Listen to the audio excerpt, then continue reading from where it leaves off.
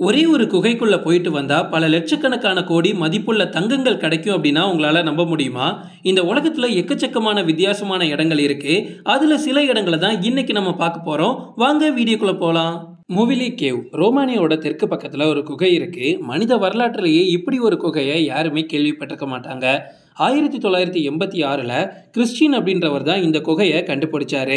இந்த குகையோட சுற்றுச்சூழல்ல அதிகப்படியான hydrogen sulphate மற்றும் கார்பன் டை ஆக்சைடு இருக்கும். ஆனா ஆக்சிஜன் ரொம்ப ரொம்ப கம்மியா இருக்கும். கிட்டத்தட்ட 5 லட்சம் ஆண்டுகளா குகை வாழ்க்கை வெளி உலகத்துல இருந்து பிரிக்கப்பட்டிருக்கு.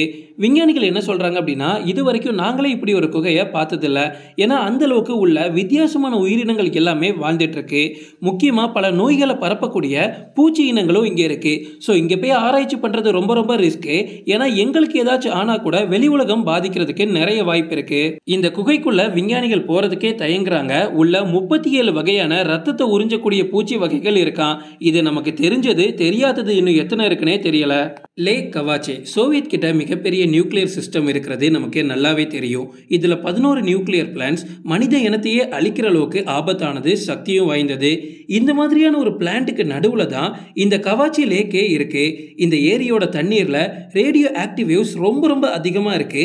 இது எந்த அளவுக்கு ஆபத்தானது அப்படின்னா, இந்த ஏரியோட பக்கத்துல நம்ம 1 மணி நேரம் போய் நின்னோம் அப்படின்னா நம்ம கண்டிப்பா இறந்து போயிடுவோம். அதுவும் நம்மளோட சாவு சாதாரணமா இருக்காது. மூச்சு திணறி துடி துடிச்சு செத்து போவோம். சோவியத் யூனியன் அவங்களோட நியூக்ளியர் வேஸ்ட் எல்லாத்தையும் இந்த ஏரியில தான் கொட்டி வச்சிருக்காங்க.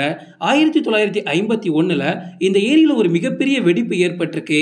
அதுல இருந்து வெளிவந்த ரேடியோ ஆக்டிவ் வேவ்ஸ் சுமார் 10 கிலோமீட்டர் அளவுக்கு பரவி அங்க இருந்து எல்லாத்தையுமே சேதப்படுத்தியிருக்கு. டெவில்ஸ் கெட்டில் இந்த நீர்வீழ்ச்சியை பார்க்கறதுக்கு சாதாரணமாக ஏதோ ஒரு ஃப்ரெண்ட்ஸ் கேங் போய் குளிக்கிற மாதிரி இருக்கலாம். ஆனால் இது யுஎஸ்ல இருக்கக்கூடிய ஒரு நரகம். இந்த நீர்வீழ்ச்சி குறிப்பிட்ட இடத்துக்கு வந்ததுக்கு அப்புறமா 2 பாகங்களாக பிரியும். ஒரு பாகம் அப்படியே பக்கத்தில் உள்ள நதியில் போய் கலந்துரும். ஆனால் இன்னொரு பாகம் எங்கே போகுது, அதோட ஃப்ளோ எதை நோக்கி பயணிக்குதுன்னு யாருக்குமே தெரியல. இதை பார்த்த விஞ்ஞானிகள் ஒருவேளை இந்த தண்ணீர் அங்கே இருக்கக்கூடிய பாறைகளோட துளை வழியா பூமிக்கு அடியில் போய் நிலத்தடி நீராக மாறுறதுக்கு வாய்ப்பு இருக்குமோ அப்படின்னு யோசிக்கிறாங்க. ஆனால் இது நிரூபிக்கப்பட்டது கிடையாது. விஞ்ஞானிகள் எத்தனையோ ஆராய்ச்சி பண்ணியும் அது எக்ஸாக்டா இந்த தண்ணீர் எங்க போய் கலக்குதுன்னு யாராலையும் கண்டுபிடிக்க முடியல. சரி, இதுல என்ன பிரச்சனை அப்படின்னு கேட்டா, பிரச்சனை எதுவும் இல்ல. ஒரு நீர்வீழ்ச்சியில இருக்கக்கூடிய ஒரு பாகத்தோட மொத்த தண்ணீரும் மொத்தமா காணாம போகுதுன்னா அது கண்டுபிடிக்கப்பட வேண்டிய ஒண்ணு தானே. ஆனா அது முடியல. ஹெஸ்டலன் லைட்ஸ் நார்வேல இருக்கக்கூடிய மக்களுக்கு ஹெஸ்டலன் சொல்லப்படக்கூடிய ஒரு வினோதமான வெளிச்சத்தை இரவு நேரத்தில் பார்க்கக்கூடிய வாய்ப்பே கிடைக்கும். இந்த வெளிச்சம் நிறைய வடிவங்கள்ல தென்படும். இன்னும் சொல்ல போனா சில நேரத்தில் இந்த வெளிச்சம் டான்ஸ் ஆடுற மாதிரிலாம் நமக்கு தெரியும். சில வெளிச்சங்கள் நேர்கோட்டில் இருக்கும், சில நேரம் வேற ஷேப்ல கூட நமக்கு தெரியலாம். விஞ்ஞானிகள் தொடர்ந்து ஆராய்ச்சி பண்ணிட்டு இருக்காங்க. இந்த லைட்ஸ் எப்படி வருது, இது வானத்துல தெரியறதுக்கான காரணம் என்ன, அதுவும் இந்த லைட்ஸ் ஏன் டிஃபரெண்டான கலர்ஸ்ல இருக்குன்னு எக்கச்சக்கமான கேள்விகள் இருக்கு. ஆனா ஆன்சர் இருக்கானா இல்ல. இது பக்கத்துல இருக்கக்கூடிய மலைகளுக்கு நடுவே இருக்கக்கூடிய நதியில உள்ள தண்ணீர்ல ரேடியோ ஆக்டிவ் வேவ்ஸ் அதிகமா இருக்கு. ஒருவேளை அதோட ரிஃப்ளெக்ஷன் காரணமா கூட இந்த வெளிச்சம் ஏற்படலாம் அப்படின்னு அந்த ஊர் மக்கள் நம்பிட்டு இருக்காங்க. விஞ்ஞானிகள் என்ன சொல்லியிருக்காங்க அப்படின்னா, அவங்களால தான் கண்டுபிடிக்க முடியலையே. ஸ்லீப்பிங் சிட்டி ஆஃப் கலாச்சி கசகஸ்தான்ல கலாச்சி அப்படின்ற ஒரு நகரம் இருக்கு. இந்த நகரம் பார்க்கறதுக்கு என்னவோ ஹாலிவுட் மூவில வர மாதிரி அடிப்பொலியா சூப்பரா இருக்கும். ஆனா இங்க வாழ்ற மக்களுக்கு ஸ்லீப்பிங் சிக்னஸ் அப்படின்ற ஒரு வித்தியாசமான நோய் இருக்கு.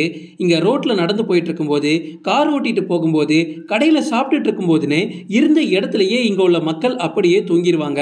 இதனாலேயே அடிக்கடி அங்க நிறைய ஆக்சிடென்ட்ஸ் நடக்குது. ஒருவேளை தப்பிச்சு முழிச்சு பார்த்தாலும் நம்ம எதுக்கு தூங்கணும், எப்போ தூங்கணும், எதுக்காக இங்க இருக்கோனே அவங்களுக்கு மறந்து போயிடும். ரொம்பவே வித்தியாசமான நோயா இருக்குல்ல.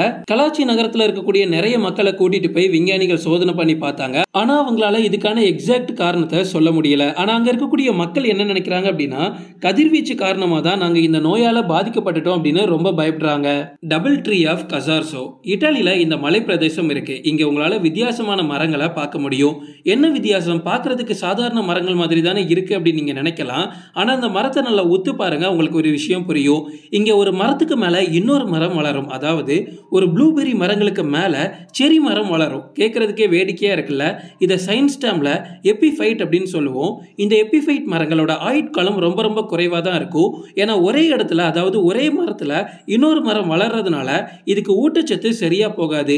ஸோ இதோட பழங்களும் அதிக அளவுல காய்க்காது. ஆயுட்காலம் ரொம்ப ரொம்ப கம்மியா இருக்கும். பட் வேற எந்த இடத்துலயும் இல்லாத அளவுக்கு இந்த மாதிரி ஒரு எபிஃபைட் ப்ராசஸ்னால ஒரு மரத்துக்கு மேல இன்னொரு மரம் இருக்கிறது பார்க்கறதுக்கு ரொம்பவே வித்தியாசமா அழகா இருக்கு.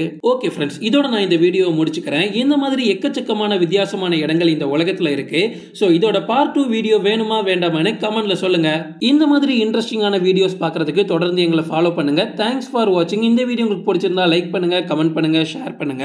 மறக்காம நம்ம சேனலுக்கு சப்ஸ்கிரைப் பண்ணுங்க. பக்கத்தில் உள்ள பெல் பட்டனை கிளிக் பண்ணுங்க.